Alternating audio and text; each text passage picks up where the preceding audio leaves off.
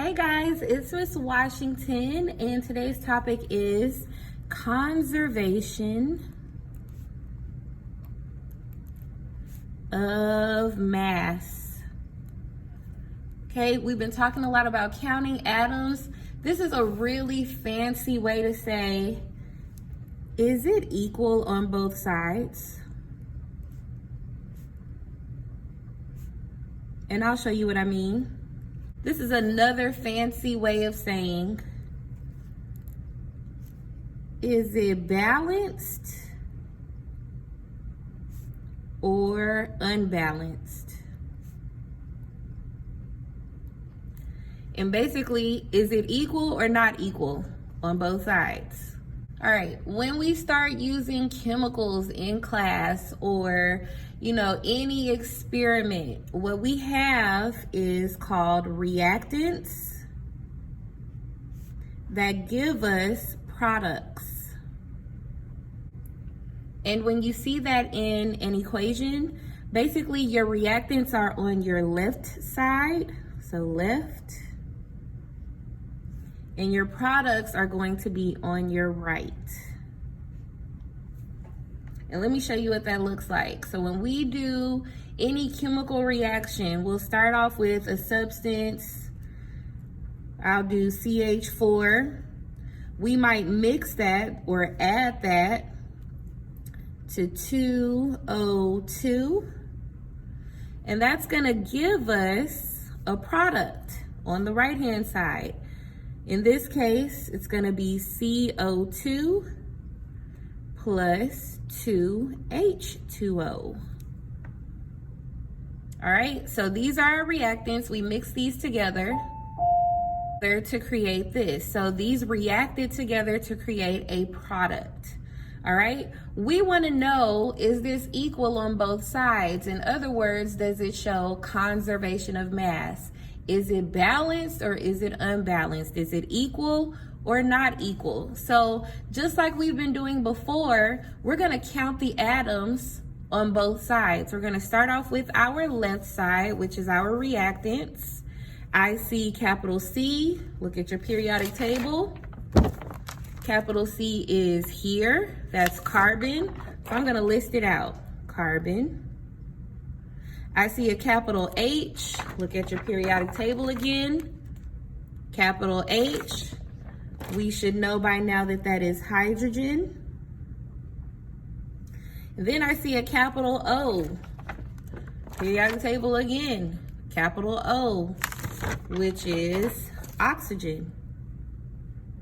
And now I'm gonna count the atoms only on my right-hand side. Now this arrow basically means produce. It means that this produced this. This right here, when we mixed it together, made this right here. All right, so we know we have carbon, hydrogen, oxygen. I'm gonna count my carbons. I only see one. There's no subscript, there's no big number, no coefficient, so 1.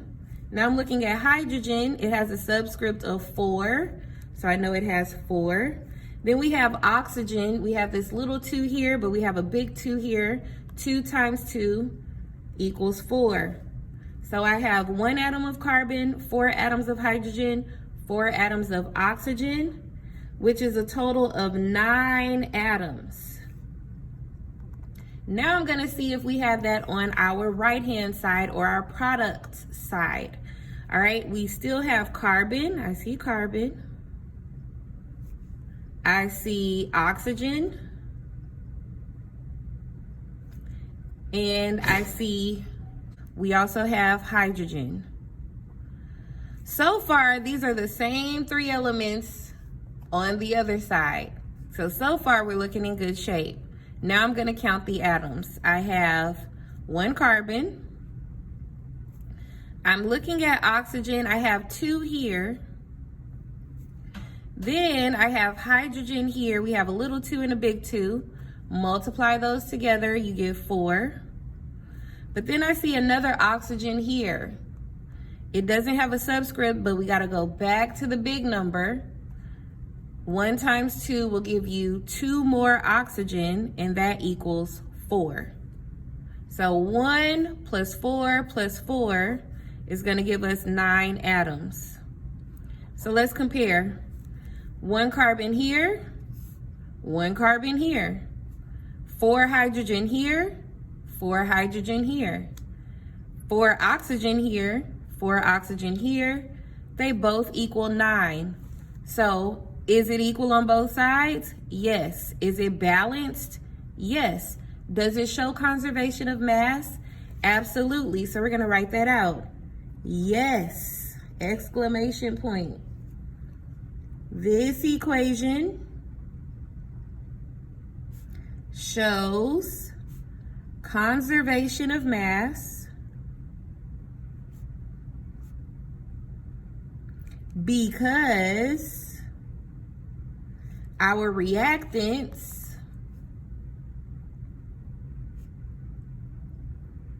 equal our products. So the left side equals the right side. That means that it shows conservation of mass. Let's try another one. We're going to do our reactants first because they come on the left-hand side. So I have 2H2O2 that have produced O2 plus 2H2O2. Now let's see if they equal each other out. We have hydrogen on this side. We have oxygen on this side. If you look at hydrogen, we have a little 2 and a big 2. You have to multiply those. It should give you 4. 2 times 2 is 4. Then if you're looking at oxygen, you have 2 here. Go back to the big 2. 2 times 2 equals 4 oxygen. That gives us a total of 8. 4 plus 4 equals 8 atoms on our left-hand side, which is called your reactants. Then we're going to do the product side, our right-hand side. So I see that we have oxygen. I see that we have hydrogen. And then I see oxygen again, but we're not going to write it again. We're just going to add it together. So let's see. We have oxygen here. If you look at this one, I only see 2 oxygens so far. Then I'm going to look at oxygen. We have a little 2 and a big 2. 2 times 2 equals 4.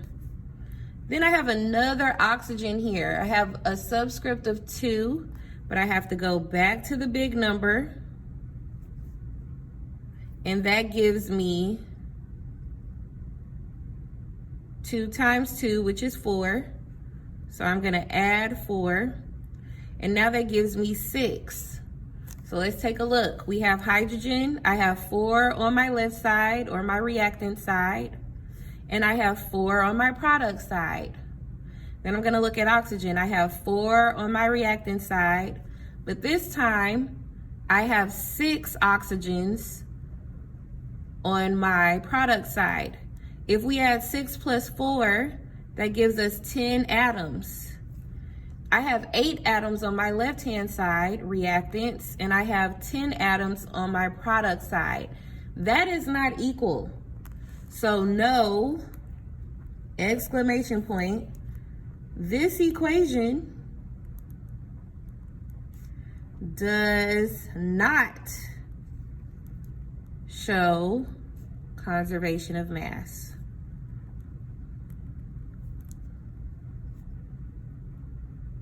Why doesn't it show conservation of mass? Because our reactants are not equal to our products. So reactants are not equal to our products. And that is basically all you need to know about conservation of mass. The reason why that demonstrates conservation of mass is because matter cannot be destroyed, nor can it be created. It is just rearranged. So if it is not even on both sides or equal on both sides, it does not show conservation of mass. Once you're done with these notes, take a picture of them, submit them for a grade, and have a wonderful day.